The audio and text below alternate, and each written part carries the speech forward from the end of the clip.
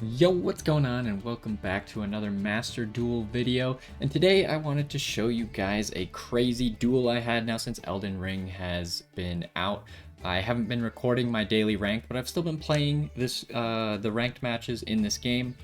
And the other day I had a crazy one against Tier 1 Zoodiac Tri-Brigade. They got to go first, so I was kind of on the back foot, and I'm going to go ahead and show it to you. I'll tell you what's going on.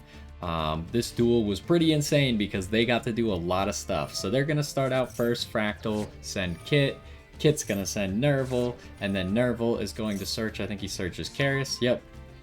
And then he's going to activate the Karis. Now, I didn't have any negates, but I had Max C, so in response to the Karis, I activate the Max C.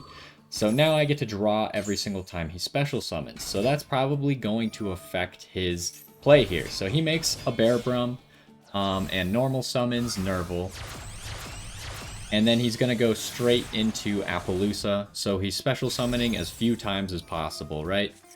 Then he's going to search Revolt, and he's still going to end up with a pretty powerful field. We got an Appaloosa in front of a Revolt, 3 negates, and a Banish Anything. I'm going to summon my Chamber Dragonmaid. You can see I don't have a very good hand here, so he negates Chamber. That's it. I don't have Chamber for this turn, but I can do some other stuff with it. I'm going to link it off into Pisty, and you can see I have a pretty full hand here, so I'm going to try and make the most of that. I activate my Hospitality, re-summon my Chamber, go into Spheres, and then I set my 2 Tidings and a downtime, so I'm going to activate my Guard Dragon to special summon again. And that is going to make it so that my Tidings are live because, well, I guess they were already live because I could target Spheres, but I don't want to send back Spheres. And so I wanted to set as much stuff as possible because I had 2 Tidings. So if he does go for banishing back row, hopefully he either hits the downtime or one of the Tidings, so I still have the second Tiding. He could obviously also go for a monster. His worst play would be to go for this, which he doesn't do.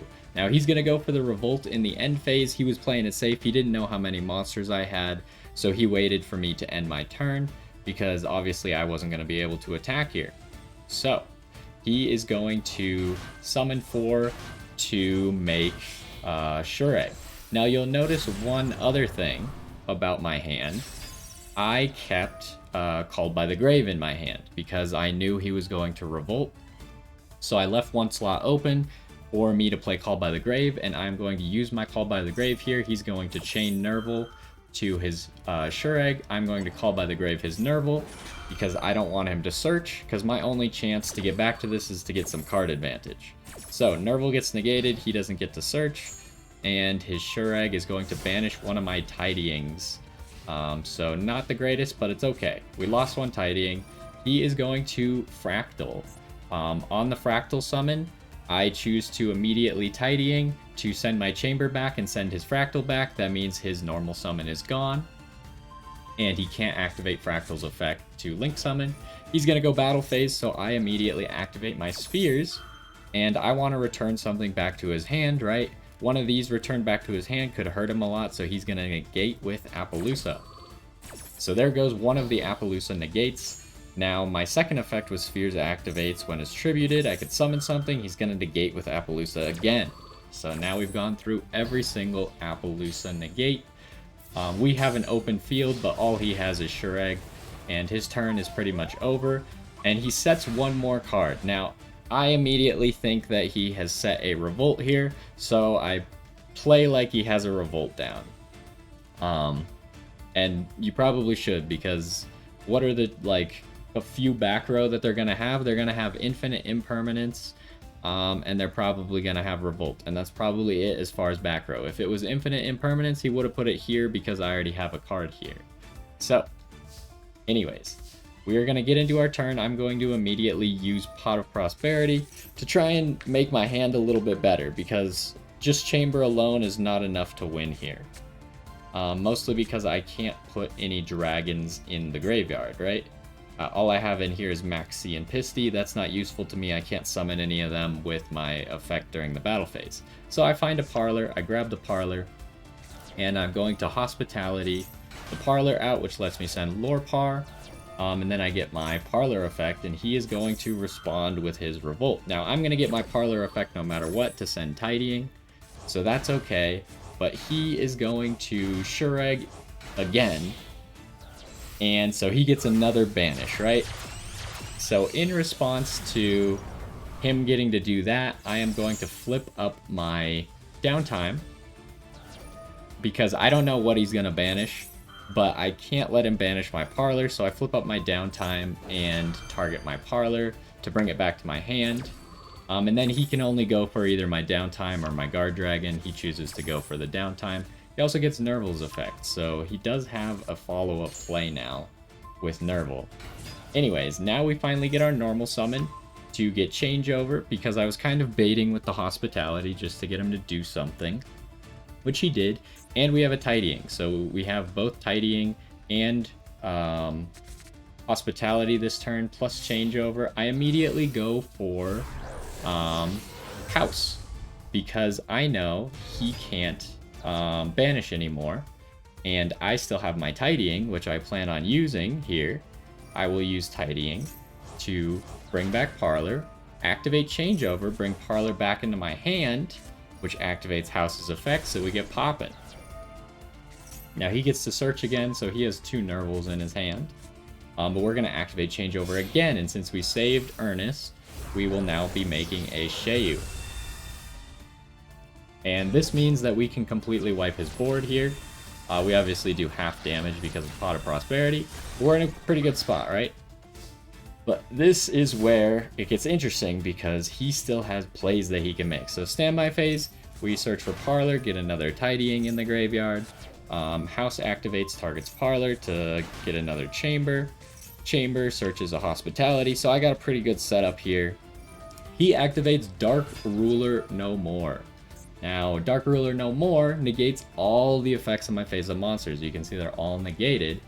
For the rest of the turn, after this card resolves, your opponent takes no damage. So that's going to be important here. I can't die this turn. But he is going to make a pretty big play, because I would have interrupted all this if he did not Dark Ruler No More. So he uses his Farragut to get his Karis out. He also summons Doom Eagle with Karis, and that lets him make Access Code Talker. So now he's got Karis, he's got Farragut, he's got Access Code Talker, and he is going to Chain Block for his Nerval so he can search again. But he's going to now put his Farragut in the graveyard, so he has more banished material for the Access Code Talker.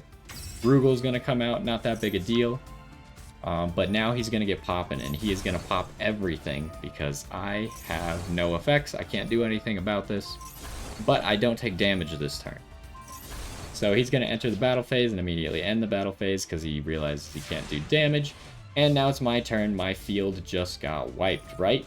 But Tidying in the standby phase, summon Sheyu. Sheyu in the standby phase is going to activate Summon House. And now we are going to summon Chamber, bring back Chamber to my hand with changeover. That's going to activate House's effect, and we can get poppin'. Rugel is going to activate here because he just wants monsters on the field. He needs to survive, because if he can survive this turn, he might be able to win next turn, because he does have some monsters still in his hand. So I will negate his Rugel effect, and it turned out that the Rugel effect was kind of his demise there, because now his field gets wiped. He's got nothing left. I get another house, and his entire field is gone. I use Hospitality to resummon Lorpar, and now I can summon Sheyu again. And now we got a negate for his turn. We'll be able to summon 2 monsters at the beginning of his turn to be able to use House's effect if he were to survive here. But that is lethal with 2 houses and a Sheyu. I thought that duel was pretty epic. He was obviously playing Zoodiac Tri-Brigade, which is the tier 1 best deck at the moment, or at least rated as the best deck. We were playing Dragonmaids here, and we went second. He got to go first, but we did max see him turn 1, so he probably went for a slightly less optimal play, so I wouldn't have as many cards in my hand.